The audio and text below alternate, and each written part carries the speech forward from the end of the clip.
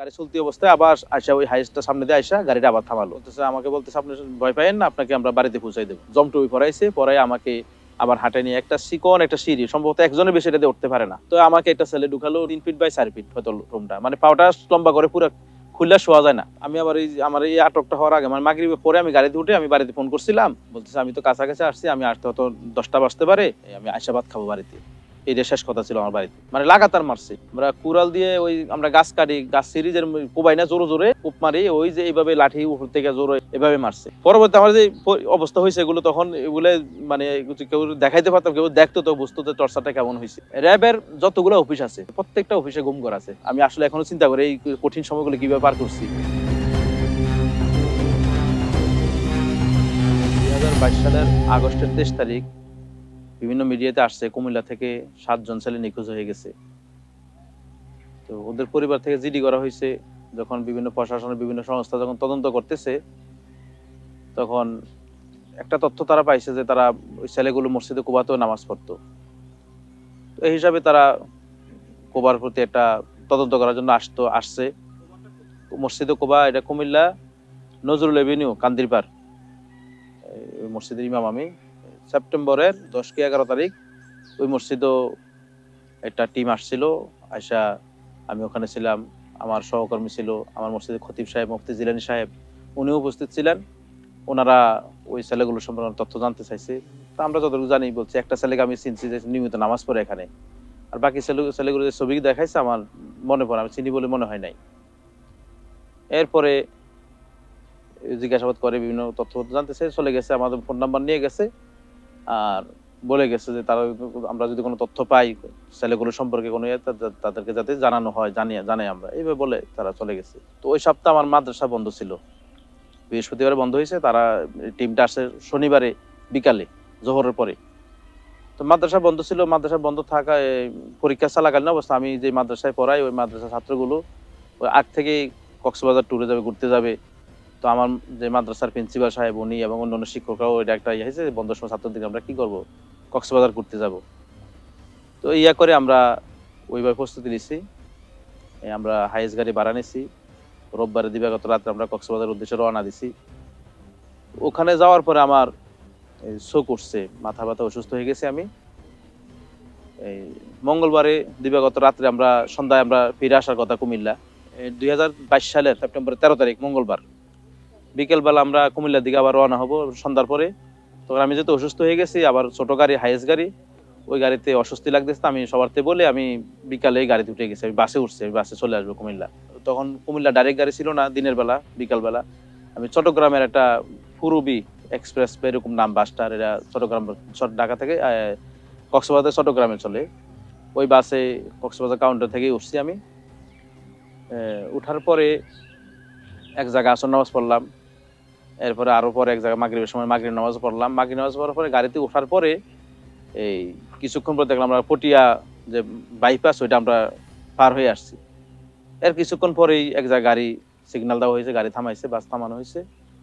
ওই রোডে নিয়মিত এরকম বিভিন্ন প্রশাসনের ওই যে মাদক বা ইয়া বা এরকম ইয়ার তল্লাশি চালায়, তো এরকম নিয়মিত তল্লাশির মতোই মনে হয়েছে। তো গাড়িতে ওঠার পরে তারা গাড়ি তল্লাশি করলো।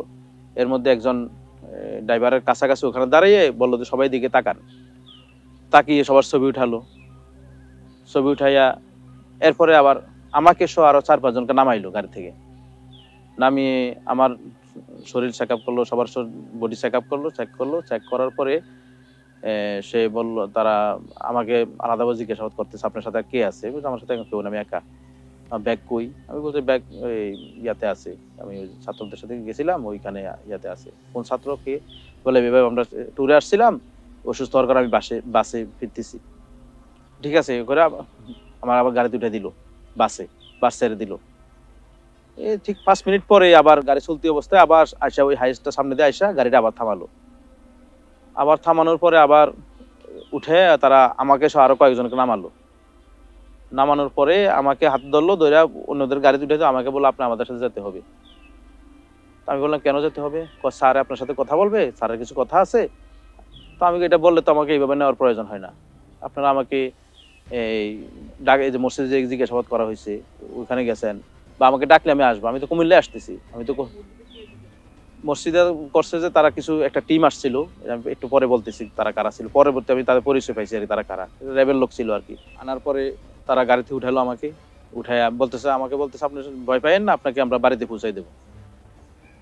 আমি আবার আমার এই আটকটা হওয়ার আগে, আমার মাগরিবের পরে আমি গাড়িতে উঠে আমি বাড়িতে ফোন করছিলাম, বলতেছে আমি তো কাছাকাছি আসছি, আমি আসতে হয়তো 10টা বাজতে পারে, আমি আইসাবাদ খাবো বাড়িতে।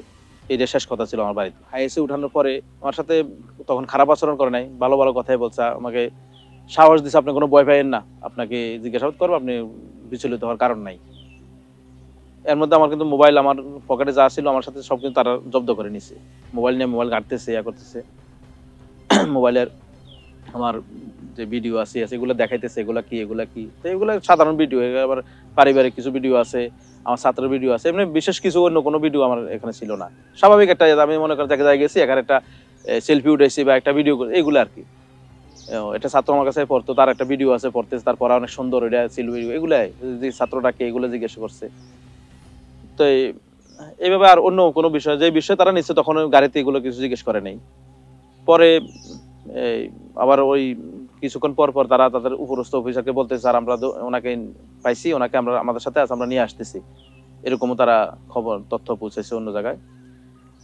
এরপরে গাড়ি তাদের হাইয়েস্টে উঠানোর সম্ভবত 15-20 মিনিট পরেই বললো, হুজুর কিছু মনে করেন না, আমরা ওই যে আমাদের সিস্টেম এটা করতে হয় আমাদের, এই জন্য হ্যান্ডকাপ পরাতে হবে। হ্যান্ডকাপ পরাই দিছে, এরপরে আমার কালো কাপড় দিয়ে আবার চোখ বেঁধে দিছে।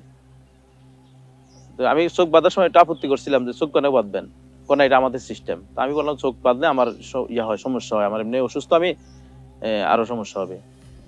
কয় একটু কষ্ট করে থাকেন আপনি, এটা আমাদের করতে হবে, কিছু করার নাই।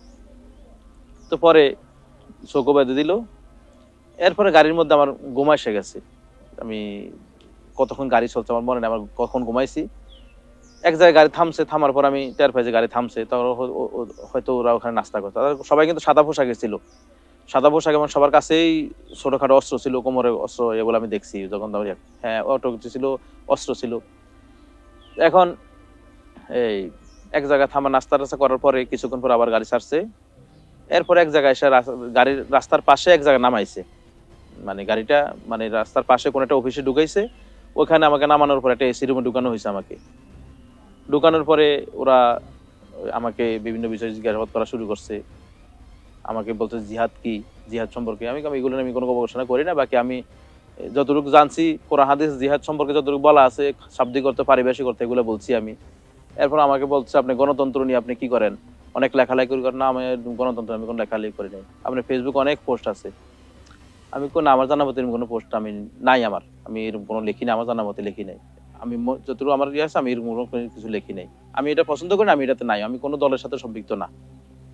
এইভাবে কথা বলতে, এরপর বলতেছে কুমিল্লাতে ছেলেগুলো হারাইছে, ছেলেগুলো কোথায় আছে, এগুলো সম্পর্কে আমি আগে আমি বলছি, আমাকে জিজ্ঞাসাবাদ করা হয়েছে, এগুলো তো আমি বলছি।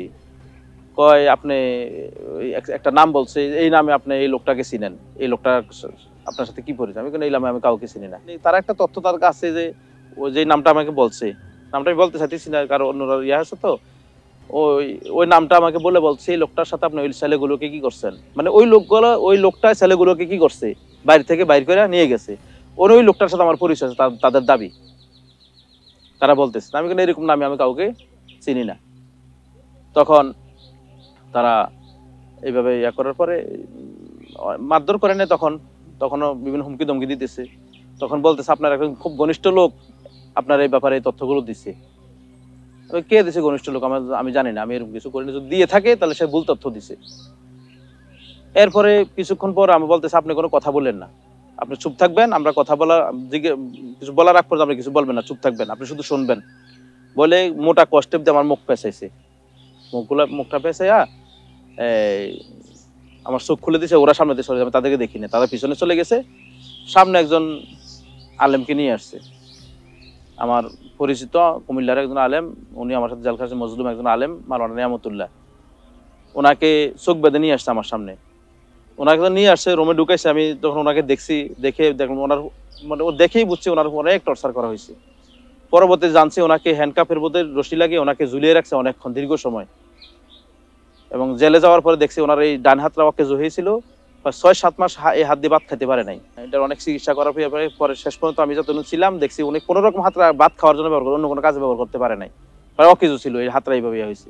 অনেক টর্চার করা হয়েছে। তখন উনি তো আর আমাকে দেখেন, চোখ বেঁধে আমার সামনে আনছে। তো উনি বলতেছে যে ওই লোকটা, যেই লোকের কথা জিজ্ঞেস করতেছে আমার, এই যে নামটা, ওই নামে দিয়া ওই লোকটা কথা উনি স্বীকারোক্তি দিতেছে যে হাবিব ভাই আমাকে এই লোকটার সাথে পরিচয় করাই দিছে। আমার কথা বলতেছে। কেন কেন তো নিয়ামতুল্লাহ সাহেবের ছেলে পরে আমার কুবা মসজিদ মাদ্রাসায় পড়ে, তখন বলছে আমি আমার ছেলের দেখতে গেছি, হাবিব ভাই পরিচয় করাই দিছে। আর ওই লোকটারা দেখছি হাবিব ভাইয়ের কাছে কিছু নষ্ট মোবাইল দিছে ঠিক করে দেওয়ার জন্য, প্রায় সময় মোবাইল দিত ঠিক করে দেওয়ার জন্য। তখন এই কথা বলার পরে ওনাকে নিয়ে গেছে, ওনাকে সরাই নিয়ে আমার চোখ বাইদা মুখ খুলে দিছে। আমাকে বলে আপনি কি বলেন। আমি বলি এটা অযৌক্তিক কথা। এটা ওনার যে টর্চারটা করছে দেখতে বুঝা যায়, টর্চারে হয়তো উনি সহ্য করতে না পারে একটা আমার নামে সম্পূর্ণ বানোয়াট একটা কথা বলছে। এটা ওনার দোষ না, এটা অনেক টর্চারে হয়তো সহ্য করতে পারে না বলছে। এটা অযৌক্তিক। মোবাইল ঠিক করতে এই লোক মোবাইল ঠিক করতে আমার কাছে কেন দিবে? আমি তো মোবাইল মিস্ত্রিও না, আমার কাছে দোকানও নাই। দোকান হচ্ছে কান্দিরপাড়। আমি নিজের মোবাইলের কেসিং কভারও আমি আমার খাদেম মসজিদে খাদেম ওরে দিয়ে লাগাই আনছি। আমি তো আমার নিজেরটাই করতে পারি। এটা তো একটা অযৌক্তিক কথা। এটা হয়তো উনি আপনার টর্চার ইয়ে না, হয়তো আমার তো উনি হয়তো চিনে না, এটা ওনারটা উনি জানে। কিন্তু আমার সাথে এরকম, আমি ওনাকে এরকম কারোর সাথে পরিচয় করাই নাই, কারোর সাথে আমার কোনো সম্পর্ক নাই। তো হুমকি দমকি দিচ্ছে, বিভিন্ন গালাগালি করছে, হুমকি দমকি দিতেছে আমাকে, কিন্তু কোনো ইয়া করে না। ওই যে আমার বাচ্চারা যে আমার আসতেছে, এটা পরে হয়েছে যে মোবাইলে বিভিন্ন আমার ওই বাচ্চারা ভয়েস মেসেজ দিচ্ছে, আব্বু তুমি কোথায়, তাড়াতাড়ি আসো, হ্যাঁ আমার জন্য এটা আনো ওটা আনো, এরকম বাচ্চারা ছোট ছোট বাচ্চা তো, ওরাও বিভিন্ন মেসেজ, এই মেসেজগুলো আমার শোনায় তারা কিছুক্ষণ পর পর। এগুলো আমার পিছনে কানে কাছে এই মেসেজগুলো শোনাইতো, মানে আমার মানসিকভাবে দুর্বল করার চেষ্টা করছে আর। তো আলহামদুলিল্লাহ আল্লাহ আমাকে ওই শক্তি দিচ্ছেন, আলহামদুলিল্লাহ আমার এইগুলা কোনো ইয়ে হয় নাই। আল্লাহর একটা রহমত। আমি আসলে এখনো চিন্তা করি এই কঠিন সময়গুলো কিভাবে পার করছি, তো কষ্ট সময়গুলো। এরপরে এই ওই আবার গাড়িতে উঠাইলো, উঠাই আবার গাড়ি চললো। রাতে অনেক বৃষ্টি হইতেছিল, প্রচুর বৃষ্টি। এরপর গাড়ির মধ্যে আবার ঘুমাই গেলাম। কতক্ষণ পরে তখন বুঝতে পারতেছি অনেক জ্যাম রাস্তার মধ্যে। তখন বুঝতে হতো ঢাকায় নিয়ে আসছে, তো এইরকম জ্যাম ঢাকা শহর ছাড়া অন্য কোথাও হয় না। অনেক দীর্ঘ সময় এই জ্যাম ঠেলা নিয়ে এক জায়গায় ফজরের আগেই এক অফিসে নিয়ে উঠাইলো, উঠাই ওখানে রাখলো। ওখানে নিয়ে আবার সাথে সাথে গাড়িতে নামাই নিয়ে আবার অফিসে আবার জিজ্ঞাসাবাদ, বিভিন্ন হুমকি দমকি। হ্যাঁ সব জানোস, এখানে আরো বড় বড় লোকেরা এসে কি মুখ খুলছে, এখানে পাথরও মুখ খোলে, যদি আপোষে না আস, আমরা সব জানি তুই সব জানোস, তা আপোষে না খোলস তাহলে ওইভাবে কি মুখ খুলতে বাধ্য, খুলবি, খামাখা মার খাওয়ার দরকার নাই, এভাবে বলে দে। বিভিন্ন হুমকি দেয়, বিভিন্ন প্রলোভন দিতেছে, এই করতেছে। আমি আসলে যেটা জানি আমি কিভাবে বলবো। এর মধ্যে বিভিন্ন জনের নাম ফাঁকে ফাঁকে বিভিন্ন জন নাম জিজ্ঞেস করো, মুখে চিনি কিনা, মুখে চিনি কিনা, কি মাঝে মধ্যে কি ছবিও দেখাইছে, মুখে চিনি কিনা। আমি আসলে কেউ এগুলো চিনি না। ওই দিন রাখলো তারা পাশে, তাদের যে জিজ্ঞাসাবাদ করে ওই পাশে একটা রুমে, এটা সেল না, এটা এমনি দরজাওয়ালা, ওই গাড়ি রেখে আমাকে চোখ বাঁধা হাত বাঁধা ওইখানে একটা ইয়াকে রাখছে, একটা পাহারাদার দিয়ে আমাকে ওইখানে রাখছে। সারাদিন ওখানে ছিলাম। সন্ধ্যার পরে আমাকে ওই তাদের এই জমটুই পরাইছে, পরাই আমাকে আবার হাঁটে নিয়ে একটা চিকন একটা সিঁড়ি, সম্ভবত একজনের বেশি এটাতে উঠতে পারে না, মানে খুব চিকন। এবার আমি বুঝছি এটা কোনো গোপন সিঁড়ি, ওইটা দিয়ে তারা উপর দিকে উঠাইছে, সম্ভবত 3 তলায়। ওইখানে উঠানোর পর ওইখানে একটা ছেলের মধ্যে নিয়ে গেল। ওই ছেলের মধ্যে আমি যাওয়ার পর দেখছি আরো অনেক দেখি নাই, কিন্তু শুনতে পারতেছি অনেকে জিকির করতে, তেলাওয়াত করতেছে। অর্থাৎ তার তেলাওয়াত জিকির এগুলো দেখে মনে হয়েছে এগুলো সবগুলোই হয়তো আলেম বা মাদ্রাসা ছাত্র, এরকম মনে হয়েছে আমার কাছে। তারা তেলাওয়াত শুদ্ধ তেলাওয়াত করতেছে, ইয়া করতে জিকির আছে। আবার আওয়াজ হইলে আবার ধমক দেয়, মনে মনে তেলাওয়াত করতে বলে, জিকির মনে মনে করতে বলে। এরপর তো আবেগ হয়তো অনেক একটু জোরে জিকির করে ফেলে, তেলাওয়াত করে, ধমক দেয়, গালাগালি করে। তো আমাকে একটা ছেলে ঢুকালো 3 ফিট বাই 4 ফিট হয়তো রুমটা, মানে পাউটা লম্বা করে পুরো খুললে শোয়া যায় না। আর পায়ের কাছে একটা কমোড আছে, এরকম ছোট হয়তো 2 ফুট ওয়াল আছে। তো এখানে রাখলো আমাকে। ওইটা হইলো মঙ্গলবার রাতে ধরছে আমারে, বুধবারে এই সারাদিন এভাবে গেল। আমাকে আর জিজ্ঞাসাবাদও ডাকে না, বৃহস্পতিবার গেল ডাকে না, শুক্রবারও গেল ডাকে না। রোববারে ফজরের পর পরে আমাকে কি করলো, ডেকে নিয়ে গেল। ডেকে নিয়ে তো আমি তো মনে মনে একটা খুশি যে হয়তো আজকে ছেড়ে দিবে আমাকে, আমার ব্যাপারে কিছু হয়তো পাই নাই, ঠিক আছে। এখন নিয়ে আমার ওই একটা রুমের শক্ত বাধা, ধরে ধরে নিয়ে যায়, সিঁড়ি দিয়ে বলে দেয় সিঁড়ি আছে সিঁড়ি নাই, সামনে এরকম এই বলে বলে ধরে ধরে নিয়ে যায়। হাত করা পরা 24 ঘন্টা। নামাজের সময় হাত করা খোলে নাই তারা। নামাজের সময় যে 27 দিন আমাকে ঘুমিয়ে রাখছে, 27 দিনের ভিতরে শুধু খাওয়ার সময় ডাইন হাত খুলে দিত, আর ওয়াশরুমে গেলে বাম হাত খুলে দিত। ওই টর্চার রুমে ঢুকানোর সাথে সাথেই আমার তো চোখ বাঁধা ছিল, একটা লোক আমারে শুরু করলো মারা। খুব খারাপ ভাষা, অকথ্য ভাষায় গালাগালি আর মারধর করতেছে। মার মানে কি, থাপ্পড় দিতেছে, ঘুষি দিতেছে, মানে যেমনি মার পারতেছে, ইচ্ছা আছে মারতেছে। আর গালাগালিতে করতেছে, এই তুই নাকি চিনস না তাকে, তুই না বললে চিনস না। আমি চোখ খুলে দে, তার চোখ খুলে দে। তো আমার চোখ খুলছে, চোখ খোলার পরে আমি সামনে দেখি যে এই যে কুমিল্লার যে ছেলেগুলো হারাইছে, এর মধ্যে একটা ছেলে হাসিব, যে ছেলেটা আমি সিঁড়ি 5 ওয়াক্ত নামাজ পড়ে আমার মসজিদে, ওই ছেলেটা আমার সামনে উপস্থিত বসায় রাখছে। সে খুব আতঙ্কিত, সে তার দাড়ি ছিল, দাড়ি কামানো। আমি দেখি তাকে চিনলাম, আমি বললাম এই তো হাসিব। এই তুই নাকি চিনস না তারে, তুই না বললে। আমি কিন্তু স্যার আমি তো ওই মসজিদে জিজ্ঞাসা, এই লোকটা তখন আমি দেখলাম, এই যে লোকটা আমার বল তুই নাকি চিনস না, ওই লোকটাই যে ওই যে 11 তারিখ শনিবার আমার মসজিদে আসছিল, আমাকে যে এই জায়গা এই তার নেতৃত্বে আসছিল, সে সে তার নাম হচ্ছে আলেফউদ্দিন, সে র্যাবের তখন গোয়েন্দা বিভাগের কর্মকর্তা ছিল, আলেফউদ্দিন। তার আমলনামা অনেক লম্বা, অনেক হিস্টোরি আছে তার আমলনামা। আমি জেলে যাই অন্যান্য আসামিদেরকেও তার ব্যাপারে অনেক কিছু শুনছি, অনেক জঘন্য জঘন্য কাজ তার দ্বারা কি গড়ছে, সে করছে, এগুলো অনেক মজলুম তার দ্বারা জুলুমের শিকার হয়েছে। তো আমি চাইছি এই লোকটা তো আমার মসজিদে গেছে। আমি বলছি স্যার আপনি তো ওই মসজিদে, আমি তো তখনই বলছি আমি এই ছেলেটা চিনি, ছবিকে দেখে আমি বলছি এই 5 ওয়াক্ত নামাজ পড়ে। আমি তো তখনও বলছি, এখনো বলছি আমি চিনি, আমি তো চিনি, তাকে চিনি বলি না। বাকিতে সে কোন পথে গেছে ওগুলো আমি জানি না। না সে আমার মারতেছে, ইয়া করতেছে। পরে ওই লোকটা ছেলেটাকে বলতেছে, হাসিবকে বলতেছে বলো, তুমি বলো যে কি করছে তোমারে। তো হুজুর আমাকে একটা লোকের সাথে পরিচয় করাই দিছে। তখন আমি বললাম না আমি কারোর সাথে পরিচয় করাই দিই। তখন সে বলতে কার সাথে পরিচয় বলতে হবে। আমি কারোর সাথে পরিচয় করাই দিই না, এই ধরনের কোনো কাজ আসলে আমার সম্পৃক্ততা নাই। তখন সে মারতেছে, মারতে মারতে একবার বলতেছে হাত পিছিয়ে নিছে, আমার হাতগুলো পিছনে হ্যান্ডকাপ পিছন দিয়ে লাগাই আমাকে শোয়াই সে আমার ঘাড়ে পা দিছে, শোয়াইয়া পা দিয়া অন্য দুইজনকে লাগাইছে আমার মারার জন্য। তখন মোটা মোটা লাঠি দিয়ে আমার এই পিছনে খুব মারধর করছে দীর্ঘ সময়, মানে লাগাতার মারছে। আমরা কুড়াল দিয়ে ওই আমরা গাছ কাটি, গাছ সিরিজের কোবাই না, জোরে জোরে কোপ মারি, ওই যে এইভাবে লাঠি উপর থেকে জোরে এভাবে মারছে। পরবর্তী আমার যে অবস্থা হয়েছে এগুলো, তখন এগুলো মানে কেউ দেখাইতে পারতাম, কেউ দেখতো তো বুঝতো যে টর্চারটা কেমন হয়েছে। তো মারার পর কয়েকবার মারতেছে, আমি তখন আর কিছু করে আমি দোয়া দরুদ পড়তেছি, হাসবুনাল্লাহু নি'মাল ওয়াকিল এগুলো পড়তেছি। আবার সহ্য করতে না পারে আমি একবার বললাম যে ঠিক আছে স্যার আমি বলতেছি। তো বললা মার থামাই আমার বসাইছে। তো বসানো আমি বললাম স্যার আমি কার নাম বলবো, টর্চার করতে আমি একটা নাম আন্দাজে একটা নাম বললাম। তো ওই লোকটা তো বিপদে পড়লো। আসলে তো আমি এরকম কিছু জড়িত না, আমার কিছু বাইর করতে হলে আপনারা কি বাইর করতে পারেন? আমি মসজিদ মাদ্রাসার বাড়ি ছাড়া কোথাও সম্পৃক্ত আছে কিনা দেখেন। আমার মাদ্রাসায় এই 15 থেকে 20 বছরের বয়সের অনেক ছেলে আছে, ইয়ং অনেক ফুলাভান আছে, কোনো ছাত্র আছে আমার। আমি কোনো ছাত্রকে এই বিষয়ে কোনো দাওয়াত, আমরা যেটা মনে করি এরকম হলে তো আমার ছাত্র আমার এই অনুসারে থাকতো, এরকম কোনো দাওয়াত আমি দিছি কিনা? আমার মসজিদে এরকম ইয়ং অনেক ছেলে আছে 5 ওয়াক্ত নামাজ পড়ে, আমার খুব ঘনিষ্ঠ আমার সম্পর্ক আমার সাথে, এরকম কোনো ছেলেকে আমি দাওয়াত দিছি কিনা দেখেন আপনারা। এই যে ছেলেগুলো আমি চিনি না, যেগুলোর সাথে আমার কোনো সম্পর্ক নেই, এগুলোর সাথে আইনা লাগাইতেছেন। যাক পরে আবার মারধর করছে, এরকম কয়েকবার মারার পরে সম্ভবত আমি বেহুশ হয়ে গেছি, আমি চুপ হয়ে পড়ে রয়েছি, আমি আর চিৎকার করতেছি না, আমি একবার চুপ মারতেছি, আমি কোনো আওয়াজ করতেছি না। তখন মার বন্ধ করে আমাকে বললো নিয়ে যাও, তাদের আমার পাঠাই দিল উপরে। তো আবার আমাকে ছেলে নিয়ে রাখলো, ছেলে দিয়ে দিল। তো ছেলে নিয়ে তো আমার ঢুকাইছে, রাখার পর আমি সম্ভবত বেহুশ হয়ে গেছি। আমি কতক্ষণ পরে ছিলাম, তখন যে পাহারাদার সে আমার ডাকে উঠাইছে। তখন নাস্তার জন্য খিচুড়ি দিছিল, খিচুড়ির মধ্যে পড়ছে, খিচুড়ি সব পুরা সরাই ছিটাই গেছে। তো আমাকে সে ডাকে উঠাইলো, কি হয়েছে? তো আমি বলে কি হয়েছে বলতে পারি না। পরে সে আবার 1 প্লেট খিচুড়ি এনে দিছে, খিচুড়ি এনে দিয়ে ওষুধ দিছে, খাই আমি ঘুম দিচ্ছি একবারে জোহর পর্যন্ত, আর কোনো টের পাই না। জোহর সময় উঠা আমি আর শরীরে লাড়তে পারি না, লড়তে চড়তে পারতেছি না, মানে পুরো শরীর ব্যথা, বিশেষ করে পিছনটা আমি মানে বাঁকা কিছু বাস করতে পারতেছি না, বাঁকা হইতে পারতেছি না।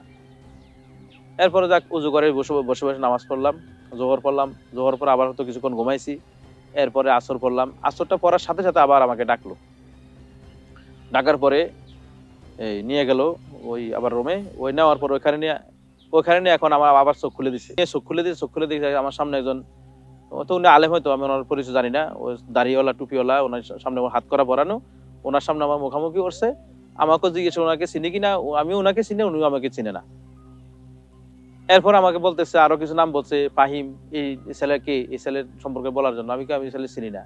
এই আবার শুরু করলো আমাকে এই লাঠি দিয়ে এই হাঁটুতে গিরাতে, মানে নির্দয় ভাবে আঘাত করতে, যে আমার পা ভাঙ্গা যায় কিনা, হাঁটে মানে যেভাবে বাড়ি দিছে, আমার তো ভাঙ্গে যাওয়ার কথা, আল্লাহ রহমত করছে। আমি তো নিজে আশ্চর্য কি আমি হাঁটতে পারতেছি, আমার হাঁটু বা হাড়ে কিছু হয় নাই, যেগুলো সামান্য আঘাত হলে অনেক ফাইটা যায়, ইয়ে হয়ে যায়। কিন্তু সে বাঁশের মোটা লাঠি দিয়ে খুব জোরে জোরে বাড়িয়েছে এই যেগুলোতে। তো আমি এক সময় সহ্য করতে না পারে তারে বললাম যে আমি এই যে আলিফউদ্দিন, আমি বললাম যে আমার প্রতি একটু দয়া করেন। তখন সে খুব খারাপ ভাষা গালাগায়, তোর প্রতি কেন দয়া করবো, কেন দয়া করবো? সে আমার মা বাপ তুলে আমার ওয়াইফ নিয়ে সে খুব বাজে ভাবে কথাবার্তা বলতেছে, খুব খারাপ ভাষায়। তো এখন সে বলতেছে না। তো এখানে আরেকজন অফিসার ছিল শ্যামল, সম্ভবত হিন্দু। তো ও আবার এত উগ্র আচরণ করে, ও মারধর করে নাই, ও তার সাথে একসাথে থাকে, একসাথে এগুলো হ্যান্ডেল করছে সব। তো আমি বললাম যে শেষ পর্যন্ত আমি বললাম যে স্যার, ফাহিম ফাহিম কে, তোর সাথে ফাহিমের নিয়মিত যোগাযোগ হইতো? আমি তো আসলে ফাহিম নামে কাউকে আমি চিনি না। আমি বললাম যে আমাকে একটু সূত্র দেন, আমার তো মনে পড়তেছে, সূত্র দেন। না, কোনো সূত্র দেওয়া যাবে না, তুই বলবি, তোর কাছে সব গোমর তোর কাছে আছে, তুই সবকিছু জানোস। তা আমি তাই বললাম যে স্যার, মানুষ তো বাঁচার জন্য মিথ্যা কথা বলে, মানুষ তো বাঁচার জন্য মিথ্যা কথা বলে, আমি তো মরে যেতেছি, আমি কি মরার জন্য মিথ্যা কথা বলবো? তো শেষে সে এক পর্যায়ে সে লাঠি ফেলায় আমার দাড়িগুলো ধরছে এইভাবে, খুব মানে ওই সময় খুব কষ্ট লাগছে আমার কাছে। সে আমার দাড়িগুলো ধরে, সে ইচ্ছা মতো আমার কি করছে, এগুলোতে থাপড়াইছে, অনেক দাড়ি ছিঁড়ে গেছে। যে তো দাড়ি নবীর সুন্নত সেইভাবে ধরছে, মানে আমার তো মনে হয়েছে কঠিন ইসলাম বিদ্বেষীও মনে হয়, যে তো ইয়াই হোক, কত ভাবে তোর চর্চা করো, সকালে তো এইভাবে মারলি, এখন দাড়ি ধরে এইভাবে টানা টানি, এটা তো তো মনে হয় আমার দাড়ি ধরে সে মনে সুন্নত নিয়ে সে অবজ্ঞা করতেছে। ওর কিন্তু দাড়ি নাই, আর একটার পর একটা সিগারেট খায়, বিকট গন্ধ তার সাথে, চেহারাও নিকৃষ্ট। তো পরে সে দাড়ির ধরে ইয়া করলো, আমাকে মারধর করলো, আবার লাঠি নিয়ে আবার মারতেছে। এর মধ্যে মাগরিবের আগে দেয় ঘটনাটা, এর মধ্যে তাদের একজন লোক এসে বলতেছে যে স্যার আপনাদেরকে ডাকতেছে। তো বলতেছে আসতেছি আসতেছি করে সে মারতেছে। আমি আসলে তাকে বললাম যে আমার প্রতি দয়া করেন, মানে আমি আর সহ্য করতে না পারি আমি এই কথাটা বলছি। কিন্তু যখন সে কেন দয়া করে আবার মারতেছে, তখন আমি চিন্তা করলাম আমার বাঁচার মনে আর কোনো ইয়া নাই, আমি মরে যেতেছি। আমি আসলে তখন আমি আল্লাহ দয়া, আল্লাহ যাতে ইমানের সাথে মৌত নসিব করে আমার, এই দোয়াটা আমি বেশি বেশি করছি। তখন এই দোয়াটাই আসতো মনে, কারণ বাঁচার আমি যেই অবস্থা হয়েছে, যে শারীরিক অবস্থার এমনটা অবস্থা হয়েছে, তখন এটা ছাড়া আমার কাছে কোনো দোয়া নাই। তখন আর বাইরে দোয়া করেন যে আল্লাহ আমাকে মুক্ত করেন, এটাও দোয়া করেন ইমানের সাথে মত নসিব করেন। এরপরে সে এই আবার মারতেছে, ওই লোকটা আবার কত আধা মিনিটের মধ্যে আবার এসে বল স্যার জরুরি আপনাকে ডাকতেছে। তখন সে উঠে চলে গেল, আমার আর মারধর বন্ধ হইলো। তো আমাকে আবার নিয়ে গেল উপরে, আমার ছেলে নিয়ে গেল, ছেলে নিয়ে রাখছে, ছেলে নিয়ে রাখার পরে কিছুক্ষণ পরে মাগরিব আযান দিল, আমি ওযু করে নামাজ পড়লাম, ফরজ পড়ে সুন্নতের জন্য নিয়ত বাঁধবো, এখন আবার এসে আমার নেওয়ার জন্য কি দাঁড়াইছে। কিন্তু আমার আর ওই রুমে না ঢুকে আমার নিচে নামাই দিতেছে। যখন নিচে নামাইতেছে, বিল্ডিং এর চোখ বাঁধা, দেখতেছি না, কিন্তু বিল্ডিং এর বাইরে যাওয়ার পর একটা আবহাওয়ায় বসতেছি আমি, কি বিল্ডিং এর বাইরে নিচ্ছে আমাকে। তখন আমার মনে একটা আশা জাগছে, হয়তো যে মারধর যাই করছে, হয়তো কিছু পায় নাই, তো ছেড়ে দিবে, আসলে তো আমি কোনো যুগ ইয়া না, আমাকে ছেড়ে দিবে, এটা একটা আমার একটা বিশ্বাস, একটা আশা আর কি মনের মধ্যে ইয়ে হয়েছে। কিন্তু কিছুক্ষণ পর নিয়ে গাড়িতে উঠাইলো, একটা তাদের ভ্যান, যে ভ্যানের সামনে কেবিন থাকে, কেবিনের মধ্যে উঠাইলো আমাকে। উঠানোর পরে এই গাড়িটা কিছুক্ষণ এই 15-20 মিনিট তো ঘুরাইলো, চালাইলো। আমি খেয়াল করতেছি কি করতেছে, দেখি যে না, এই কিছুক্ষণ পর স্পিড ব্রেকার, গলির রাস্তা, কোনো বাসা বাড়ির মধ্যে গলি থাকে না, এই গলির রাস্তার মধ্যে ঘুরেছে, কোনো গাড়ি ঘোড়া আওয়াজ টাওয়াজ নাই। ওই একই এলাকায় হয়তো ঘুরাইয়া আমাকে পরে একটা জায়গা নামাইলো, নামাইয়া একটা বাড়িতে ঢুকাইলো, চোখ তো বন্ধ বুঝতেছি, বা বাড়িতে ঢুকে সিঁড়ি দিয়ে উঠাইলো। ও সিঁড়িগুলো ফাড়া দিয়ে দেখছি, সিঁড়িগুলো অনেক পুরাতন সিঁড়ি, আস্তর ভাঙ্গা সিঁড়ি, অনেক জায়গা ভাঙ্গা, কোনা গাছি ভাঙ্গা এরকম মনে হয়েছে। ওইটার মধ্যে উঠেছে, উঠে দোতলায় উঠাইলো, উঠে জুতা খুলে হাঁটাই দিয়েছে। তখন দেখতেছি ফ্লোরে ওয়ালমেট বিছানো, অর্থাৎ পুরাতন বিল্ডিং, আবার ওসা নিচা বিম গুলো কি বাসা দেওয়া আছে, ঢেউ দেওয়া আছে, অর্থাৎ অনেক পুরাতন বিল্ডিং। ওইখানে নিয়ে আমাকে একটা সেলে ঢুকাইলো। ওই সেলটা খুব ভয়ঙ্কর। আমরা যে মিডিয়াতে যে বিভিন্ন আয়নাঘরের ছবিগুলো দেখলাম, সিটিটিসি আয়নাঘরগুলো অনেক উন্নত, টাইলস করা। র্যাব হেডকোয়ার্টারে যে আমাদেরকে প্রথম যে 5 দিন রাখছে, ওইগুলো টাইলস করা, নতুন করছে। কিন্তু এই আয়নাঘরগুলো এগুলো অনেক পুরাতন। ডিজিএফ এর যে আয়নাঘরগুলো দেখছি, ওগুলা থেকেও ভয়ঙ্কর। এগুলার ফ্লোর গুলো হচ্ছে এবড়ো খেবড়ো, হ্যাঁ, ছাদ ঢালাইয়ের পরে কোনো আস্তর করা হয় নাই। মানে খালি গায়ে এমনি সুস্থ অবস্থা, এমনি খালি কিছু নিয়ে এমনি খালিতেই বসা কি সম্ভব না, কিছুক্ষণ বসে থাকা যাবে না, এত খড় খাদ্র এগুলো এবড়ো খেবড়ো। আর ফ্যান একটা দেওয়া আছে, ফ্যানটা 2টা সেলের মাঝখানে, এটার বাতাস সরাসরি গায়ে লাগবে না, এটা ঘুরে আসলে মুভিং হয়ে দিকে আসলে ওয়ালে লাগা, এরপর আমার গায়ে লাগে একটু বাতাস, সামান্য একটু বাতাস। আর এগুলো আওয়াজ খুব বিকট, এটা এই ফ্যানগুলোর আওয়াজ বিকট, ছোট্ট একটা মোটর চালায় ওইটার আওয়াজ বিকট, এরপরে যে এক্সজাস্ট ফ্যান আছে ওইটার আওয়াজ খুব বিকট। মানে মনে হয় যেন বিশাল বড় একটা মেশিনের মধ্যে আছি আমি, এরকম একটা আওয়াজ। মানে এই রুমের এই রুম থেকে ওই রুমে কথা বললে শোনা যাবে না, চিৎকার করে কথা বললে শোনা যাবে না, এরকম আর কি। মাঝে মধ্যে রাত্রেবেলা তারা ফ্যান বন্ধ করতো, আওয়াজ বন্ধ করতো, তখন দেখতাম যে অনেকের কান্নাকাটি আওয়াজ, হা হুতাশ। কিছু লোকের কণ্ঠ আমার কাছে এমন মনে হচ্ছে অনেক বৃদ্ধ বয়স্ক লোক আমার কাছে মনে হচ্ছে, দেখা তো যায় না, আওয়াজে মনে হচ্ছে অনেক বৃদ্ধ লোক। এই বৃদ্ধ লোকদের সাথেও, বৃদ্ধ লোকটার হয়তো পেটের সমস্যা হয়েছিল, তার বাথরুমে যাওয়া লাগতো কোনো কোনো, তাকে খুব গালাগালি করতো এবং মারধরও করছে, মারার আওয়াজ আমি শুনছি। ওই লোকটা যখন ডাক দিছে তখন একটা থাপ্পড় দিছে তাকে। নাতির বয়সে এই লোকগুলো, এই দাদার বয়সে বা নানার বয়সে এরকমই হবে, ওই লোকটাকে মারধর করতো। অর্থাৎ নির্দয় লোকগুলো ছিল। আমার মনে হয় সারা বাংলাদেশের সবচেয়ে নিকৃষ্ট আচরণের খারাপ চরিত্রের লোকগুলোকে মনে ওখানে নিয়োগ দেওয়া এরকম মনে হইতো আর কি। সোমবার দিবাগত রাত্রে দিনের বেলা ছিলাম, সন্ধ্যার পরে এই দিনের বেলায় দেখলাম যে আমি হাত দিয়ে দেখলাম যে আমার গা এগুলা যে আগের দিন যে টর্চার করা হয়েছে এগুলো এরকম খুললা মাঝখানে ফাইটা ফাইটা গেছে, ফাইটা পুরো গা হয়ে গেছে, গেঞ্জিও গায়ের সাথে লাগিয়ে গেছে, লুঙ্গিও গায়ের সাথে লাগানো। নামাজ কিভাবে চিন্তা করছে, আমি আসলে তো মাজুর, তো মাজুর হিসাবে আমি মাজুর হিসাবে নামাজ পড়ছি, তো শুয়েছি কিভাবে, ফিট তো গা হয়ে গেছে, ফিট তো লাগানো যেতেছে না। তখন আমি উপর হয়ে হাত এভাবে দিয়ে ওখানে কপাল রেখে উপর হয়ে শুয়েছি।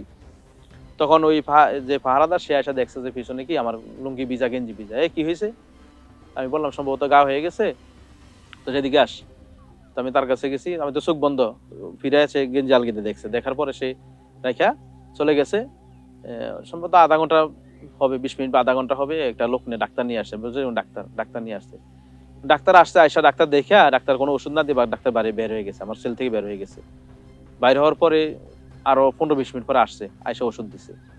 অর্থাৎ আমার মনে হয় ডাক্তার মনে হয় বলছে আমার যে কন্ডিশন ছিল, আসলে যে কোনো ডাক্তার আমাকে দেখলে হসপিটাল ভর্তি 100% হসপিটাল ভর্তি দিবে, ডাক্তারও মনে হয় হসপিটাল ভর্তি কথাই বলছে, কিন্তু ওনারা দেয় নাই, ওই এখানে চিকিৎসা করানোর জন্য কি যা হয় মরলে মরে দেবো। আসলে যাদেরকে গুম করে, যাদেরকে বিভিন্ন সংস্থা লোকরা গুম করে, ওই লোকগুলোর মারলে তাদের কোনো কি নাই, দায়বদ্ধতা নাই। রিমান্ডে নিলে ওইগুলো দায় আছে, এই কারণে রিমান্ডে তারা মারগুলো করে ওইভাবে করে, ব্যথা দিবে, কষ্ট দিবে, কিন্তু কোনো প্রমাণ রাখবে না। আর গুম করে মারতে গেলে তারা গুম অবস্থায় মারতে গেলে তারা মানে আমি যতটুকু বুঝছি তাদের একবারে নির্দয়, এরকম অনেক লোক মেরে ফেলছে তারা। যেটা আমরা গুম কমিশন করা হয়েছে, এই যে বর্তমান সরকারের সময় যে গুম কমিশন করছে, এই গুম কমিশনের প্রতিবেদনগুলোতে আসছে যে টর্চার করে যে লোকগুলো মারা যেত, তারা এই লোকগুলোকে তারা এই বিভিন্ন ট্রেন দুর্ঘটনা দেখাইতো, ছিন্ন বিচ্ছিন্ন কত লাশগুলো, সড়ক দুর্ঘটনার লাশগুলো ছিন্ন বিচ্ছিন্ন কইরা এগুলোকে বেওয়ার হিসেবে দাফন করতে। এগুলো গুম কমিশনের তথ্যগুলোই কি প্রতিবেদন, এগুলো এই তথ্যগুলো উঠে আসছে। ওরা জিজ্ঞাসাবাদগুলো করে সাধারণত রাত্রে বেলা, দিনের বেলা তেমন এখন রাত্রে ওরা ঘুমাইতে দিবে না। তো রাত্রে আমাকে ডাকাই নিল, তখন রাত্রে কয়টা বাজে আমি ঘুমাই গেছিলাম, যেহেতু গড়ি টড়ি নাই কিছু নাই, আজান দিলে বুঝে আজান দিছে, একটা আজান খুব অল্প আওয়াজ, একটা আজানের আওয়াজ আসতো, ওইটা বুঝে বসতাম যে মুখ নামাজের সময় হয়েছে, এতটুকু। আর নাহলে কোনো বোঝার কোনো উপায় নাই, ভিতরে কোনো বাইরের কোনো ওই জায়গায় আমরা কি নিচতলায় আছি উপরতলায় আছি কোনো কিছু না, শুধু বিমানে ওঠানামার আওয়াজটা শুনতাম। বিমান খুব কাছে হতো, এয়ারপোর্টের আশেপাশে কোথাও ওই বিমান খুব বিকট আওয়াজ হইতো, এটা আর নাহলে আর কোনো আওয়াজ পাওয়া যেত না। 20 তারিখ মঙ্গলবার দিবাগত রাত্রে ডাকাই নিল আমাকে, তখন এই আলেপুদ্দিন আসছে। আমার ওদিন চোখ খুলে না, আমি তার কথায় অনেকবার কথাবার্তা হয়েছে, তো আমি তার কণ্ঠস্বর চিনি এখন। আপনি এই তথ্যগুলো দিয়ে দেন, আপনার কোনো সমস্যা হবে না, আপনাকে হয়তো এখান থেকে কি করে দেওয়া হবে, ছেড়ে দেওয়া হবে। এগুলো আসে তার প্রলোভন, এগুলো এই প্রলোভনে অনেকেই পড়ছে। যে ছেলেটা বলছে যে হুজুর আমাকে একজনের পরিচয় করে, সেই পরে বলছে যে তাকে এই প্রলোভনটা দেওয়া হয়েছে, ছোটখাটো একজন মানুষ, তুমি তো ছোট, তোমার বয়স কম, তো তোমাকে ভুল বুঝান, তুমি যেরকম বলো এইভাবে বলো, তাহলে কি। হ্যাঁ, এবং তাকে এইভাবে স্পেসিফিক ভাবে হয়তো আমার নামে বলছে যে এইভাবে তার যেহেতু করছে তোমাদেরকে কুয়া মসজিদের হুজুর, এটা তোমরা তো কোনো দোষ নাই, তোমাদের ছেড়ে তাকে এই প্রলোভন দেওয়া হয়েছে, এই বিভিন্ন প্রলোভন দেয়।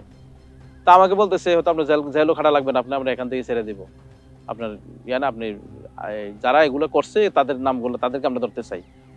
তা আমি কেউ জানি না, চিনি না, তো এইভাবে করতেছে। এখন সে যে আমাকে টর্চার করলো, করলো, এখন আমার থেকে তো কোনো স্বীকারোক্তি পাইতেছে না, সে আমার মানে মুখ থেকে বাইর করবো যে আমি কি এই কাজে আসি বা আমি কাউকে চিনি, এই স্বীকারোক্তি দেওয়ার জন্য সে আমাকে, হ্যাঁ, যেটা সাজাইতে চাই এটা আমি কি বলতে হবে, হ্যাঁ শুধু হ্যাঁ বলতে হবে। উনি যেটা বলবে আমি এটার সাথে কি বলতে হবে, হ্যাঁ বলতে হবে। এটার জন্য এখন এসে আমার খুব ফিরাফিরি করতে হবে, সুন্দর, খুব ভালোবাসা, ভদ্র ভাষায়, হ্যাঁ আপনি যে অসুস্থ হয়ে গেলেন, আমরাও মানুষ, আমাদের মানবতা আছে, হ্যাঁ এইভাবে খুব লম্বা খুব বললাম না, সে বহুরূপী, সে অনেক সুন্দর সুন্দর কথা বলতে পারে, মন গলাতে পারে। আমারও মানে কান্না ভাব যে আপনাকে এইভাবে করেছে, আমার তো কষ্ট লাগছে, আপনি খামাখা মারিগুলো খাইতেছেন, হ্যাঁ আপনি বলে দেন, বলে দিলে তো হয়, এখান থেকে আপনি না বলে কি বাড়িতে পারবেন। এই দেখছেন এগুলোকে, এই রুমটার মধ্যে অনেক সরঞ্জাম আছে, টর্চার করার অনেক সরঞ্জাম, ফ্লায়ার, বিভিন্ন কেসি অনেক, যেগুলো আমি জীবনে দেখিনি, এমন যন্ত্র দেখা যায়। চেয়ার আছে, ওই যে এক চেয়ার দেখলাম যে এটার সামনে ড্রাম আছে, পরে জেলে এসে অন্য বাইদের শুনলাম এটাতে কি প্রস্রাব করা, ইলেকট্রিক শক দিয়া ওটার ভিতরে লাইন দিয়ে এটার ভিতরে প্রস্রাব করায়, ওই চেয়ার গুলোতে অনেক কিছু আছে ওই রুমটার মধ্যে, যে রুমটাতে আমরা নিল আর কি। এখন আমাকে বলতেছে এই, তো এটা বললাম, তো বলতেছে না বলতে হবে। তো যে ওই শুরু থেকে যে নামটা বলতেছে এই নামটা আপনি চিনেন, ওকে আপনি আপনি ওই যে এক হুজুরের সামনে আনছে, আমি ওর সাথে পরিচয়, মোবাইল দিয়েছি ঠিক করতো, এই নাম আবার বলতেছে, ওরে আমি ইয়া করছি, ওর সাথে আমার পরিচয়। আমি বলতে স্যার আপনি যদি বলেন তো হ্যাঁ যদি বলি, তো আমার হ্যাঁ বলা দরকার, আপনি জানেন তো লিখে দেন হ্যাঁ আমি কি আছি, জড়িত আছি এতেও। আমি খুব শক্তভাবে বলছি, না এইভাবে না, আপনি বলেন যে হ্যাঁ আমি আমি আছি, যে আমি এই লোকটা চিনি, এই যে নামটা বলছি নামটা আমি চিনি, ঠিক আছে, এই লোকটা কই আছে আমি আর কিছু জানি না। এই যে আমি চিনি বলতে, আপনি বলতে চিনি চিনি বলতে, আমি এই লোকটার অস্তিত্ব আমি করতে নেবো, আমি জানি যার সাথে পরিচয় নাই। যাক এই ব্যাপার বলতেছে, আপনি খুব ভালোভাবে ভাবেন, চিন্তা করেন, আমি আবার আসবো ইয়া করবো। আমি বললাম আমি তো অসুস্থ, আমার একটা কম্বল হলে ভালো হয়। এরপর অক্টোবরের 9 তারিখ ওই দিন রাত্রেই, রাত 2টার সময় উঠাই দিল, উঠাইয়া বললো যে ওয়াশরুমে নিয়ে গেল। আমি সাইডে আইসি, অজু করে আইসি। আমি তো বলছি ফজরের সময় হয়েছে হয়তো, পরে দেখি না আজানও দেয় না। পরে কিছুক্ষণ পরে আইসা আমার পাঞ্জাবি নিয়ে আসলো, পাজামা নিয়ে আসলো, আইসা ওইগুলো পরেন। তখন আমি বুঝছি যে আমাকে আজকে হয়তো ইয়াতে আমার ভয়ও লাগতেছে, কোনো কষ্ট পাই এত রাতে নিবে কেন, রাতের অনেক রাত। তখন পাজামা পাঞ্জাবি রেডি হইলাম, কিছুক্ষণ পর আমার নিয়ে গাড়িতে উঠাইলো। এবার হ্যান্ডকাপ গুলো পরিবর্তন করলো, তো এখানে হ্যান্ডকাপ এগুলো খুললে নতুন হ্যান্ডকাপ লাগাইছে, এক জোড়া হ্যান্ডকাপ, মানে 2টা হ্যান্ডকাপ লাগাইছে একসাথে, একটা একটা দুইটা ছুরি, তো 4টা ছুরি লাগাইছে, অর্থাৎ 2টা হ্যান্ডকাপ লাগাইছে আমাকে। মানে খুব নিরাপত্তা নিয়ে চোখ বাইদা আবার নিয়ে গাড়িতে উঠাইলো। তখন গাড়ির হাইয়েস্ট গাড়ি, ভিতরে এসি আছে, গাড়িতে উঠাই দিল, গাড়িতে উঠে গাড়ি ছাড়া দিল। এই গাড়ি তখন ওখান থেকে যখন গাড়িটা ছাড়ে তখন ফজরের আজান হয়। আমার গায়ে তখন আমাকে যে পাঞ্জাবি পাজামা অবস্থা ধরছে, ওই পাজামা পাঞ্জাবি পরাইছে, আমার পোশাক আমাকে দিয়ে দিছে, দিয়ে এগুলো পরাইছে। গাড়িতে উঠাইলো, উঠাইয়া ঘন্টা খানিক চলছে। ওই দিন ফজর নামাজ আর পড়তে পারি, এক জায়গায় যে চোখ খুলছে, চোখ খুলে দেয়, চোখ খুলছে তখন সূর্য উঠতেছে, এরকম অবস্থা। এই জায়গাটা হইলো যাত্রাবাড়ি ঢোকার আগে, কুমিল্লা থেকে যাওয়ার সময় যাত্রাবাড়ি যাওয়ার আগে এক জায়গায়, ওই মানে ফ্লাইওভারটা দেখা যাইতেছে সামনে, যাত্রাবাড়ি ফ্লাইওভারটা, হানি ফ্লাইওভারটা দেখা যাইতেছে আর একটু সামনে, এর আগে গাড়ির এক জায়গায় দাঁড় করাইছে। আধা ঘন্টার মতো দাঁড়ায় হয়েছে গাড়ি, কিন্তু কোনো কিছু বলতেছে না, এইভাবে ইয়া করতেছে, কোনো কিছু বলতেছেও না। তো চিন্তা হয় না এতক্ষণ দাঁড়ায় রয়েছে, আবার তখন আবার আশা যাইতেছে, কুমিল্লা গাড়িগুলো দেখতেছে, কুমিল্লা দিকে যাইতেছে, চট্টগ্রামের গাড়িগুলো যাইতে, বাসগুলো যাইতেছে, আমার মনে হয় এখানে আমার ছাড়িয়ে দিব মনে হয়। আমার একটা আশা জাগছে যে এখান থেকে তো কুমিল্লা গাড়ি ছাড়ে, হয়তো এদিকে আমার নামাই দিব। আধা ঘন্টা গাড়িটা দাঁড়াইছিল, কিন্তু না, আধা ঘন্টা পরে দেখে আরেকটা হাইস গাড়ি আসছে, তখন আবার আমাদের নিয়ে কি রওনা দিছে। রওনা দিয়ে দেখি ইয়া রোডে যাইতেছে, মামা রোডে। মামা রোডে ঘুরে গাড়ি আবার কিছুক্ষণ পর চোখ লাগাই দিছে, যাত্রাবাড়ি পার হওয়ার পরে চোখ কাপড় দিয়ে আটকে দিছে, আবার বুঝতে পারি নাই। এই প্রায় আধা ঘন্টার মতো চলার পরে এক জায়গায় গাড়ি থামাইলো, নিয়া গাড়িতে নামাই এক রুমে নিয়ে রাখলো। দেখলাম যে এটা গারদ, র্যাবের পোশাকধারী সবাই, সবার কাছে অস্ত্র আছে, এক একটা রুমে 2জন করে সৈনিক দিছে, মানে খুব নিরাপত্তা জোরদার। তো আমাকে আর আরেকজনকে এক রুমে রাখছে, আর পরবর্তী গাড়িতে যে 3জন আনলো ওই তাদেরকে আরেকটা রুমে রাখছে। এখন এইভাবে ছিলাম। ওই দিন ছিল 12 রবিউল আউয়াল। 12 রবিউল আউয়াল ছুটি থাকার কারণে হয়তো সংবাদ সম্মেলন করে নাই তারা, গ্রেপ্তারও দেখেনি। হ্যাঁ, আমার সাথে ছিল উনি একজন আলেম, আর ওইগুলো তারা দেখছি একটা ছেলে বয়স দাড়ি ওঠে নাই, তারও দাড়ি ওঠে নাই, আর 2টার বয়স 20-এর নিচে হবে। ওই তিনটা কইতে ধরছে যে এটা, পরে আমি তাদের সাথে ওই যে একসাথে এক মামলা সাজাইছে আমাদেরকে, ওদেরকে সবারই না আমার লিডার বানাইছে। তাদের জীবনে ফার্স্ট আমি র্যাব 10-এ জীবনে প্রথম দেখলাম। তো কথা হয় না, কত হয়েছে সিদ্ধিরগঞ্জ থানার গারোতে যখন একসাথে দিছে, মাগরিব নামাজ পড়ার পরে আয়সা তখন পরিচয় হয়েছে তারা কার বাড়ি কোথায় আর কি। ওই একজনের বাড়ি পটুয়াখালী, একজনের বাড়ি ডেমরা, আর একজনের বাড়ি ইয়াতে এই পুরান ঢাকায়। পরের দিন না রাত্রেবেলা 10টার দিকে, এই 12 রবিউল আউয়াল যেদিন ছিল অক্টোবরের সম্ভবত 9 তারিখ বা 10 তারিখ, এই রাত্রেবেলা 10টার সময় আমাদেরকে ওই আবার গাড়িতে উঠাইলো। তখন চিন্তা করছি এত রাতে গাড়িতে, তখন তো মিডিয়া সেন্টার রাত্রে করবে না, থানা তো রাতে দিবে না, গাড়িতে উঠাই কেন, ভয় লেগে গেল আবার কি কোনো নাটক আবার ইয়া করতেছে কিনা, কোনো ক্রসফায়ার দেয় কিনা। আবার তো একটা আশ্বাস ছিল, তারা তো স্যাংশন খাই রয়েছে, তো তখন স্যাংশনে ছিল র্যাব, ক্রসফায়ার দিবে না, এটা আমার একটা এটা ইয়ে ছিল, প্রবল ধারণা ছিল এটা হবে না, এই কারণে ভয়টা বেশি লাগে নাই। আরেকটা হইলো ওই মানে আমাদের মামলা যখন এই তারা যে নাম দিছে, সংগঠনের নাম দিছে, এটা আমি পরে জেলে যাওয়ার পরে শুনছি, নামটা পরে বলতেছি। তো পরে এই যখন বাহির করতেছে তখন ওই যে দরজায় যে কনস্টেবল আছে, সৈনিক আছে, তাকে যে কই নিতেছে, ওরা আবার আমাকে আসতে বলতেছে, আপনি ভয় পাইেন না, একটু ঘোরাঘুরি করাবে, কোনো ভয় পায় না, কোনো কিছু করবে না। তো আমি যাক একটু সাহস হইলাম, আশ্বস্ত হইলাম। পরে গাড়িতে উঠাইলো, গাড়িতে উঠাইয়া বিভিন্ন জায়গায় ঘুরাইতেছে, কিছু কোনো জায়গায় দেখে 10-15 মিনিট দাঁড়ায় গাড়িটা, তারা কিছু শরীর নামে ঘুরে গাড়ি আবার গাড়ি ছেড়ে দেয়, এরকম কয়েক জায়গায় থামাইছে, বুঝতে পারি নাকি থামাই কেন, কি করতে চাইতেছে। এরা সব বছর র্যাবের পোশাকধারী, সব র্যাবের লোক। আমাকে আনলো আবার 2টা গাড়ি, আমাকে একটা হাইয়েস্ট উঠেছে, আর আমার সাথে যে রুমে রাখছে একজন মাওলানা সাহেব ওনাকে আর ওই 3 জন আছে, ওই 60 জনকে একটা গাড়িতে উঠেছে, আমাকে আলাদা একটা গাড়িতে উঠেছে। আর সামনে র্যাবের ব্যান আছে, পিছনে র্যাবের ব্যান আছে, স্কুট দিয়া খুব মানে একটা ভিআইপি ভাবে নিয়ে যেতেছে, মানে মন্ত্রী এমপি স্কুট দিয়ে নিয়ে যায়, সাইলেন্ট টাইলেন্ট বাজায় এইভাবে নিতেছে, বিশাল একটা বহর। তখন ঘুরাইতেছে বিভিন্ন জায়গায়, বুঝতে পারে, পরে বুঝতে পারছি যে তারা বিভিন্ন জায়গায় যায় ওই গ্রেপ্তারের নাটকটা করার জন্য চেষ্টা করে, সাক্ষী বানায়, সাক্ষী হইতে রাজি হয় না, সাক্ষী করতে পারে না, তখন এন থেকে সরে আর কয়েক জায়গায় এরকম করার পরে পায় না। শেষ পর্যন্ত এই যাত্রাবাড়ির পাশে যে মাতুয়াইল জায়গার নাম মাতুয়াইল, ওই মাতুয়াইল আইনা ওইখানে একটা নার্সারি দোকান আছে, নার্সারি রাস্তার পাশে, রাস্তার উত্তর পাশে নার্সারি, ওই নার্সারিতে ওইখানে দাঁড় করে নার্সারির লোক আনছে, একটা বৃদ্ধ লোক আর একটা ইয়ং একটা ছেলে, ওদেরকে নিয়ে আসছে, ওদেরকে আইনা ওদেরকে ইয়া করছে, ওরা ওই মুরব্বী কত একটা গরিমসি করছে, বুঝি না আমি কি, আমি জানি না জঙ্গি কি, আবার জঙ্গি ধরছে এখান থেকে, ওই জঙ্গি কি, তখন এর এক অফিসার বলতেছে ওই যে হোলি আর্টিজেনে হামলা হয়েছে না, লোকটা কহ অনেক মানুষ মারা গেছিল, কই জঙ্গি, কই জঙ্গি, আমি একটু দেখি। তখন এই বৃদ্ধ লোকটা গাড়িতে উঠেছে, উঠে আমার এই জমটবি সরাইয়া এই মোবাইলের লাইট দিয়ে তারা আবার কি করছে, ওই মুরব্বীরে দেখাইছে, এখন আমি মুরব্বীরে সাক্ষী, মানে আমার এখান থেকে কি করলো, মানে এখানে একটা মসজিদ আছে, ওই মসজিদ থেকে আমার কি করছে গ্রেপ্তার, মসজিদের সামনে থেকে আমাকে গ্রেপ্তার করছে, ওই লোকগুলো কি সাক্ষী, এই নাটক করলো আমারে। এরপরে বাকি আরো 4 জন বাকি রয়েছে, ওইগুলো তো করতে পারে নাই, পরে এগুলো ওই কেরানীগঞ্জ এক জায়গায় সিপা এক জায়গা নিয়ে গেছে, একবার খুব সিপা গলির মধ্যে, ওইখানে নিয়েও কেউ ইয়া করতে পারে না। পরে শেষ পর্যন্ত পোস্তাখলা ব্রিজের নিচে ওইখানে এক জায়গায় নিচে নিয়ে, ওইখানে নিয়ে এক দোকানের ভিতরে লোকেরা চা পান করতেছে, চা খাইতেছে, ওইখান থেকে কিছু লোক ইয়া করে ওইখান থেকে গ্রেপ্তার নাটকটা করছে। কইরা এই রাতে 10টা থেকে 2টা পর্যন্ত আমাদেরকে এই ঢাকা বিভিন্ন জায়গায় ঘুরেছি। এই 2টার সময় না আমাদেরকে এই আবার র্যাব 10-এর ইয়াতে নিয়ে গেছে, রাত্রে ছিলাম, সকালবেলা 10টার দিকে আমাদেরকে আবার রেডি করে আবার গাড়ি উঠাইলো, উঠাইয়া নিয়ে গেল কারণ বাজার মিডিয়া সেন্টারে, ওইখানে নিয়ে আমাদেরকে নিয়ে মিডিয়া করলো, এই সংবাদ সম্মেলন করলো, অনেক নাটক সাটক করলো। এখন আমাদেরকে নিয়ে শুধু সাংবাদিক সামনে হাজির করছে মাস্ক পরাইয়া, আর বলছে আমরা কিন্তু কোনো কথা না বলি আর মাস্ক যাতে না খুলি। তো সামনে নেওয়ার পর সাংবাদিক ছবি উঠেছে, কিছু ভিডিও করছে, আবার সামনে থেকে বলছে হাবিবুল্লাহ কোনজন, তো ওরা আমাকে চিহ্নিত করা যায় নাই, বলছে যে এখানে একজন আছে, 5 জনের ভিতরে একজন আছে, কই আমাদের তাড়াতাড়ি আবার কি ভিতরে ঢুকাই দিছে। এরপর দীর্ঘ সময় 1.5 ঘন্টার মতো কি বক্তব্য দিচ্ছি আমরা শুনি, আমরা তো ভিতরে আমাদের ভিতরে ছেলে রাখছে, কি বক্তব্য দিচ্ছে জানি না। আর পরে ওখান থেকে নামাই আমাদেরকে আবার র্যাব 10-এ নিয়ে গেল। পরে ওখান থেকে বিকালবেলা আবার গাড়িতে উঠাইলো, উঠাই আবার সিদ্ধিরগঞ্জ থানায় আমাদেরকে চালান করলো।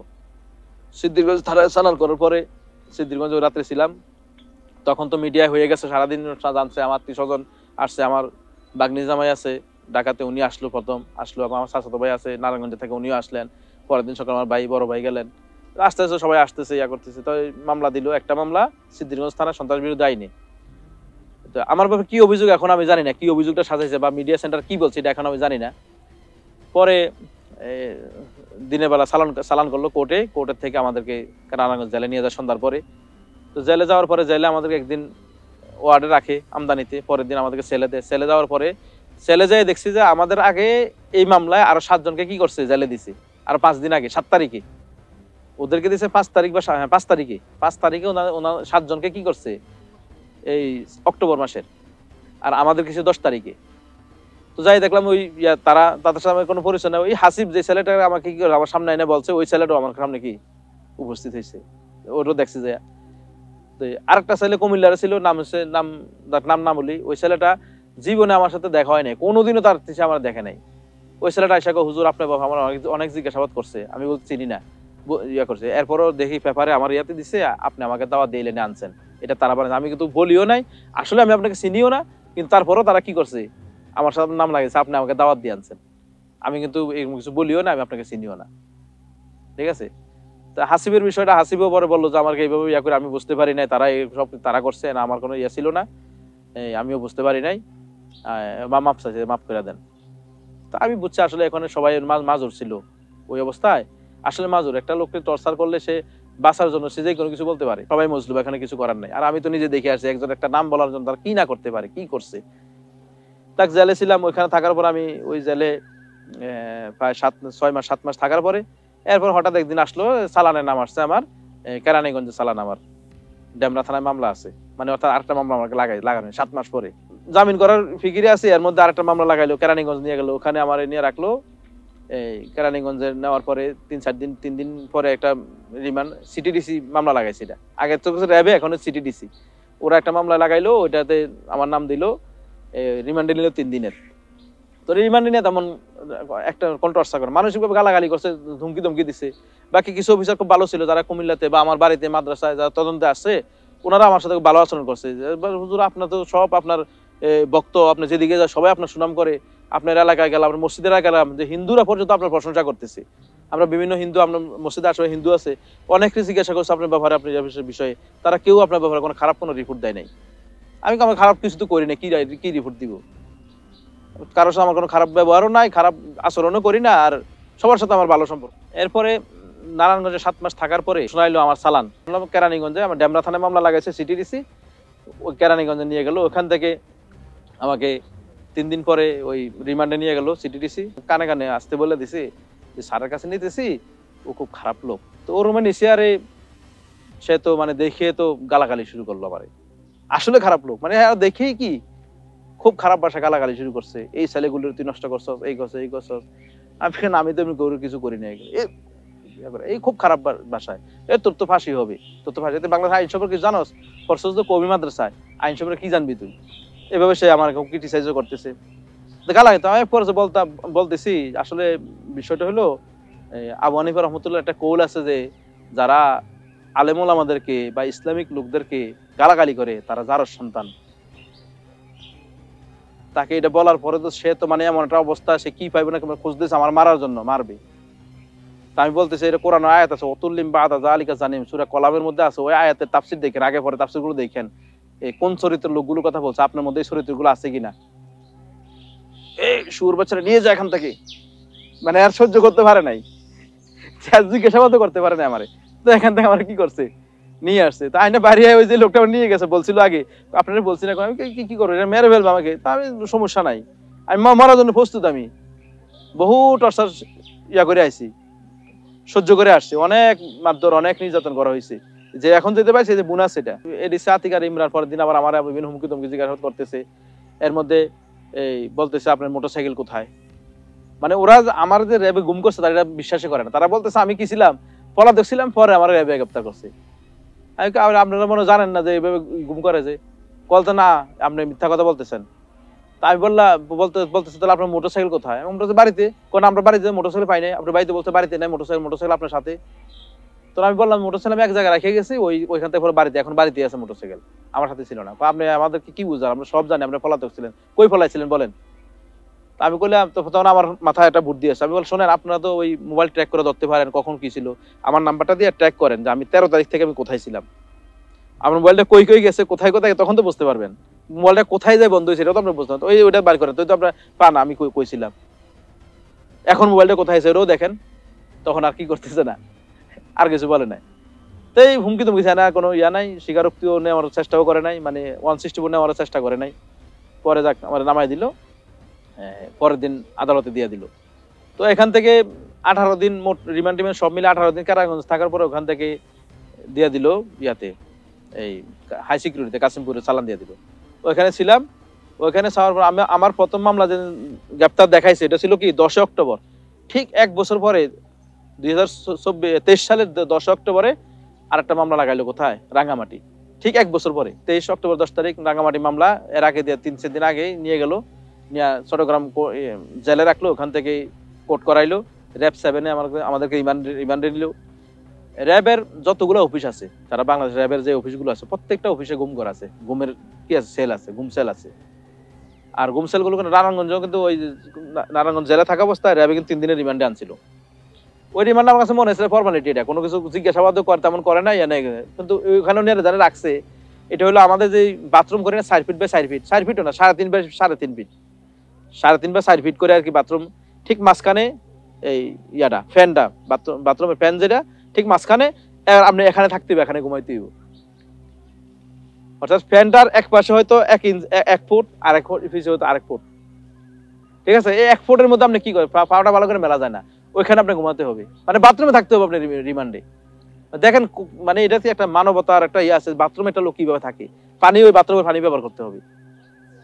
মানে এই বিষয়গুলো আমি বললে আপনাকে বুঝাতে পারবো না, সরাসরি সরজমিনে আপনি যদি ইয়াগুলো দেখেন আপনি বুঝতে পারবেন এই কি এটা সম্ভব। আপনাকে যদি চোখ বন্ধ করে একবার এখানে আপনি বলতে পারেন কোনটা কোনটা, বলবেন যে একই তো, একই সিস্টেম। চট্টগ্রাম র্যাবেরও ওইখানে। আর এইগুলো গর্তগুলো কোথায়, তাদের মূল অফিসে না, মূল অফিসে ঠিক প্রত্যেকটা র্যাবের আমি নারায়ণগঞ্জে আমি দেখলাম ঠিক এই একবার এক সাইডে, একবার এই এক সাইডে একটা ঘর, গুদাম ঘরের মতো ছোট একতলা, কিন্তু এটা কোনো কি নাই, মানে কেউ এটা মনে এটা হতে সাধারণ একটা ঘর, এটার ভিতরে এই ঘুমের সেলগুলো। 3 দিন রিমান্ডে থাকার পরে আবার রাঙ্গামাটি কোর্টে নিয়ে গেল, ওখান থেকে চট্টগ্রাম জেল। চট্টগ্রামে ছিলাম 18 দিন। 18 দিন রাখার পরে আবার কাশিমপুর নিয়ে এসে আমার মামলা হলো কয়টা, 3টা। তো অক্টোবর নভেম্বর ডিসেম্বর গেল, জানুয়ারি অক্টোবর নভেম্বর ডিসেম্বর। এরপরে যখন এই জুলাইয়ের আন্দোলন শুরু হইলো, আমরা তো নিয়মিত পত্রিকা পাইতাম। 5 তারিখ যখন পলাই গেছে, পলাই যাওয়ার পরে জেলে একটা মানে সারা দেশের আন্দোলন, জেলের মধ্যে কি আন্দোলন, শেখ হাসিনা ফলাই গেছে। আর কিসের আইন, কিসে দিয়ে, সব তো তার বাড়ানো আইন। বেশিরভাগ মানুষ মাজলুম, অল্প আসামি, প্রকৃত আসামি খুব কম। আমি যতজনের কথা বলছি সবগুলো কাহিনী প্রায় সেমই, এভাবে উঠে আনছে, এভাবে কি গুম রাখছে, এভাবে মামলা। যেহেতু আমি গুমের শিকার হয়েছি, আমি অন্যায়ের শিকার হয়েছি, গুম কমিশন অভিযোগ করছি। আর আপনার মাধ্যমে, আপনার এই মিডিয়ার মাধ্যমে আমি বলতে চাই যে আমি এখনো চ্যালেঞ্জ করি, কোনো সংস্থা যদি আমার ব্যাপারে তদন্ত করতে চায়, আমি প্রস্তুত আছি, আমার ব্যাপারে তদন্ত করেন। এবং আমি বলবো, আমার তো আসলে অর্থনৈতিকভাবে আমাকে একবারে ইয়ে করে দিচ্ছে। আমি একটা মসজিদ মাদ্রাসা নিয়ে আসছিলাম, আমার দিনে আনে দিনে খাইর মতো, আমার টাকা পয়সা জমাও ছিল না, কারো হাত পাতাম না। আমার আলহামদুলিল্লাহ আল্লাহ ভালোই চালাইছেন, কিন্তু আমার সব শেষ। আমার এই টাকা পয়সা, আমার উপরে প্রায় 7-8 লক্ষ টাকার মতো ঋণ হয়ে গেছে আমার। হ্যাঁ, এখন আমি এখন বেকার, আমার কোনো ইয়া নাই। হ্যাঁ, রাষ্ট্রের কাছে এখন আমি আবেদন করব, আপনারা আমার বিষয় তদন্ত করেন। যদি আমি কিছু দোষী হই, আমরা যদি আসলে কোনো নিরপেক্ষ তদন্ত, মানে আমার যদি কোনো দোষ ইয়া করে, তো আমাকে যে সাজা দেবে মেনে নেব ইনশাআল্লাহ। এরকম কিছু আমার সাথে আমি নিজে আমি সাক্ষী দিচ্ছি, আমার এরকম কোনো রাষ্ট্রদ্রোহী কোনো কাজে আমি জড়িত নাই। আর তদন্ত করার পরে আমি যদি নির্দোষ প্রমাণিত হই, তা আমি বলবো যে আমার পুনর্বাসন করেন, আমার যে অর্থনৈতিক ক্ষতিগ্রস্ত আমি হয়েছি, আমার এই ক্ষতিপূরণ দিবেন, আমাকে পুনর্বাসনের ব্যবস্থা করবেন।